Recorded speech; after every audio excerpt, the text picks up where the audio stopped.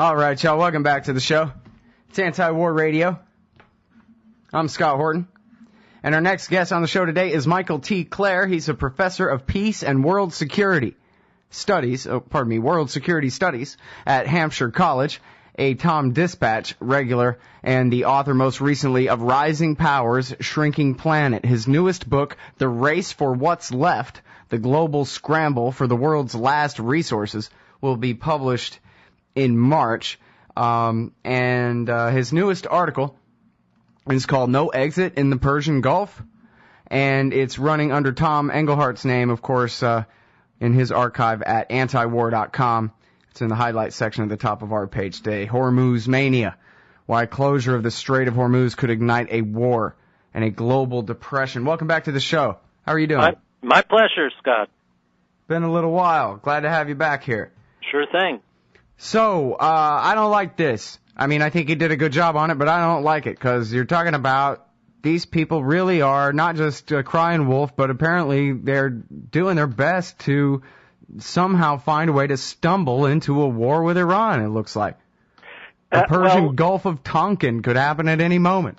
Yeah, well, that's because you have people on both sides, on the U.S. side and the Iranian side, leaders, that is, who see that, you know, it's in their best interest to talk tough and to put forces in the way. So with that kind of momentum, it's very hard to turn things back. And this has a long history of posturing and talking tough and conducting very provocative military maneuvers. And when you have two very provocative forces in motion like that, things happen. Bad things happen. Mm. Well, you know, in Tom's little custom-made introduction that he wrote for your article here, he talks about how, sort of reminiscent of essay Pepe Escobar wrote last week or a couple weeks ago, about how Iran is actually not isolated by these sanctions. We're simply pushing them into closer relationships with other powers in the world, like Russia and China, as though this is still the Cold War going on, but we just can't, you know, do any better than the Keystone Cops at any of this imperialism. Really, all we're doing is, as Tom says, we're strengthening the relationship between Iran and China directly, and we're strengthening Russia's position in selling oil to Europe and making Europe dependent on Russian oil, which is what Vladimir Putin wants and which is what presumably the American imperialists don't want but are accomplishing anyway. Well, of course, I think that's a very sound analysis. What I think one has to add to that is that a lot of this is very irrational on both sides, and it reflects the way in which elite thinking in Washington and in other world capitals tends to acquire a momentum of its own. That is, in our case, it has been doctrine, the prevailing doctrine in Washington that the United States has to be the overlord of the Persian Gulf area and that we can't allow any other challengers. And maybe that made sense at one time when we were so heavily dependent on Middle Eastern oil. That's not the case anymore, but that policy is unquestionable. You can't challenge that in Washington. And so it goes on year after year after year. And the Iranian leadership rose to power on an anti-American agenda, and they can't let go of that. So these are policies that get set in stone, and nobody is allowed to question them, even though they're mutually suicidal. Mm-hmm. And you're speaking there, I guess, of specifically, as you write in your article, of the Carter Doctrine, which, as you note, was really established in response to the Soviet invasion of Afghanistan. At least that was the excuse at the time, was that if the Soviets are in Afghanistan, next thing you know, they're going to rule the entire Persian Gulf and, I guess, Arabian Sea? What? Well, this is what President Carter said in his State of the Union address in 1980. So that was, 32 years ago in his State of the Union address. This was just after the Soviets invaded Afghanistan, and he said that put them 300 miles from the mouth of the Strait of Hormuz, and therefore in a position to threaten the flow of oil from the Persian Gulf to the rest of the world, and that in turn would threaten the survival of Western economies. And we can't let that happen. Therefore, we have to use military force if necessary to keep safe the flow of oil from the Persian Gulf. So we call that the Carter Doctrine. Now, at the time, the U.S. didn't actually have any military forces specifically earmarked for that purpose. So he created the Rapid Deployment Joint Task Force, which in turn became the U.S. Central Command. And the Central Command, from its very beginning, had the job of defending the sea lanes in the Persian Gulf and the Strait of Hormuz. Now they're much bigger. They are fighting a war in Iraq and Afghanistan and so on, but that was their original purpose. And so now you have a whole military organization created to defend or to carry out the Carter Doctrine. Mm-hmm. Now, part of the frame of my original question had it that it was kind of they've set us up to stumble into this thing. It's not like just the buildup in Kuwait before the Iraq War, something like that, but maybe more like option B, rolling start in the Downing Street memo, that maybe we could just have them shoot down one of our planes colored baby blue like the UN, and we'll use that as a pretext to go ahead. We have enough assets in the region to get it started, and then it'll just be a matter of, escalating to whatever degree from there, because for example, the way it's working, it seems to be pretty slow motion, where these horrible sanctions are to kick in at their fullest in the European part of it in July, right? So we have still 6 months to go of both sides beating their chest about what might happen in the Straits of Hormuz, when all of this kicks in, and when it's already happened, where when the Iranians say, well, we'll retaliate by not selling any more oil to Europe at all, and we'll boycott you more than you're trying to boycott us, we're saying, well, we'll see that as an act of aggression and war against the West. And I mean, they've already got this set up to tripwire in one way or another by August or something, no? Well, it sure looks that way to me. And then you have to add to this, Scott, you have to add geography and the way things go wrong in tense times, what Clausewitz called the fog of war. The Strait of Hormuz is a very narrow waterway. The ship channel itself is only 3 miles wide, and 1/5 of the world's oil goes through there every day. A very narrow channel, and it would just take one mine to explode and blow up an oil tanker, or one motorboat with an anti-ship missile to blow up an oil tanker, to create an international crisis, with oil prices zooming skyward and triggering a whole chain of events. That's what worries me, that this could take on a, spiral of events that gets out of control, because there's so many military forces in the area and so many ships that a little incident could explode overnight before wiser heads could step in and stop this. That's what makes it so dangerous. Mm-hmm. All right, now very quickly before this break, I'll have just about a minute. Do you make much of things like the Director of National Intelligence going before the Senate and saying, oh, they haven't made the decision to begin making nuclear weapons, or the Chairman of the Joint Chiefs of Staff going over there to meet with the Israelis and them talking about, oh, yeah, they're not making nukes. We didn't say that they're making nukes now, and that kind of thing. Does that mean that maybe they're trying to back off a little bit from this? I mean, I guess they're still trying to implement the sanctions. Yeah, I think it's a little bit hard to tell. I think maybe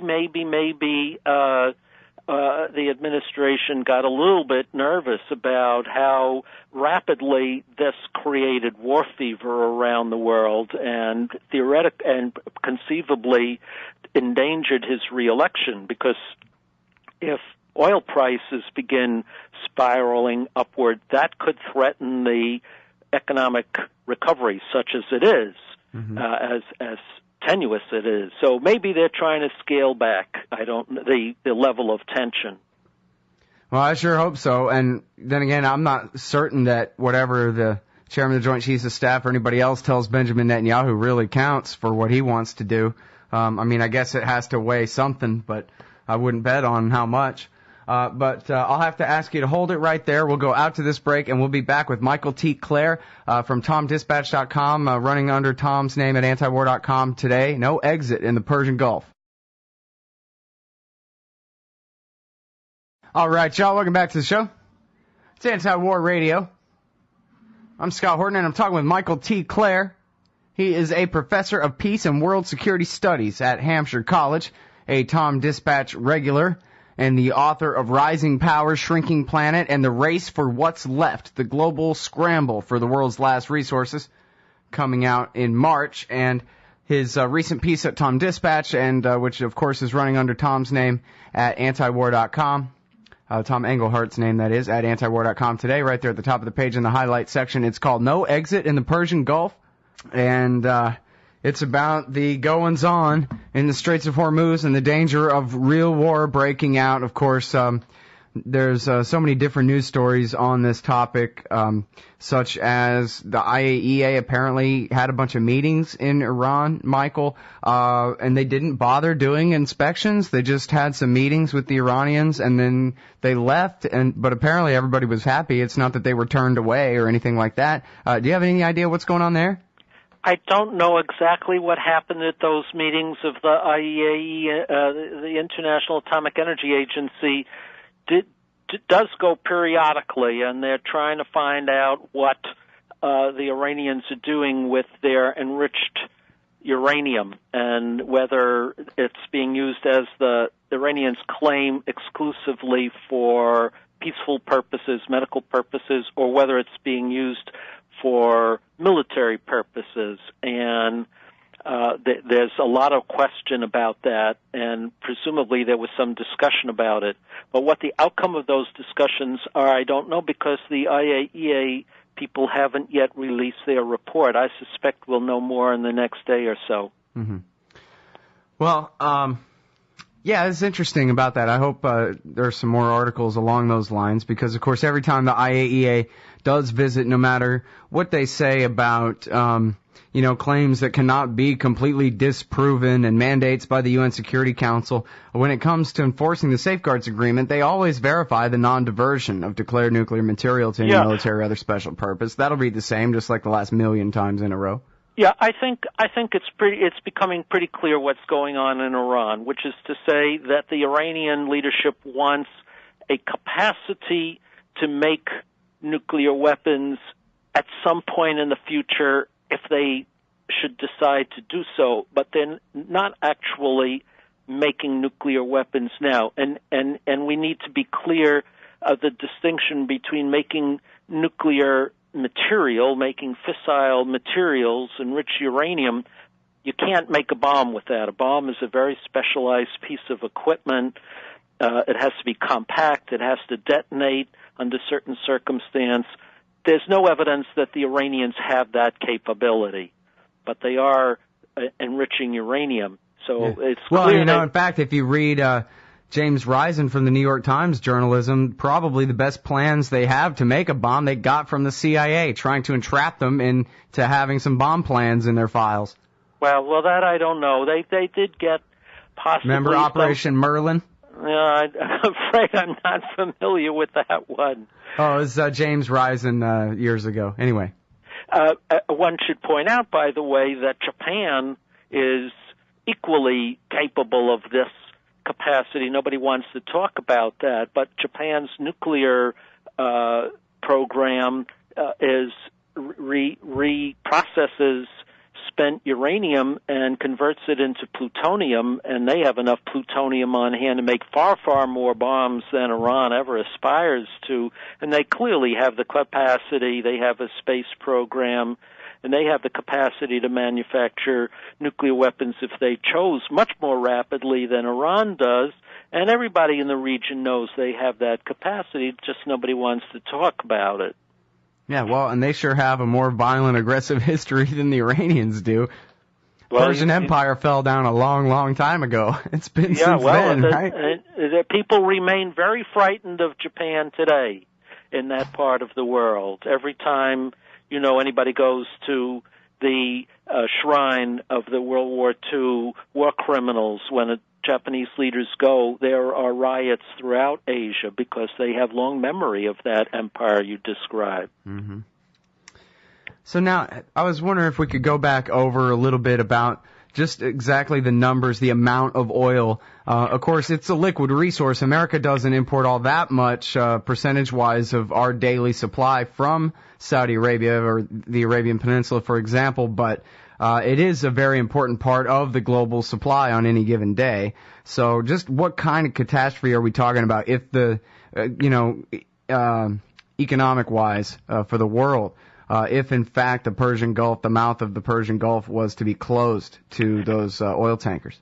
Okay, well, this really is critical because the Strait of Hormuz sees every day about 17 million barrels of oil go through. Now, that's about one-fifth of the total world's oil supply, but it's much more significant than that because it's about a third of the oil that's traded on international markets. That is, the United States produces some of its own oil and China produces some of its own oil, but the stuff that comes from the Persian Gulf, that's about a third of all of the stuff that everybody needs to buy to make up for the difference of what they produce locally. So one-third of the world's traded oil, without which the world's economy can't operate. So if that were to come off the market for any extended period of time, oil would probably double in price to $200 a barrel, who knows how much. And under those circumstances, I think we could kiss goodbye to any economic recovery in Europe or the United States or Japan. So the consequences are quite astonishing.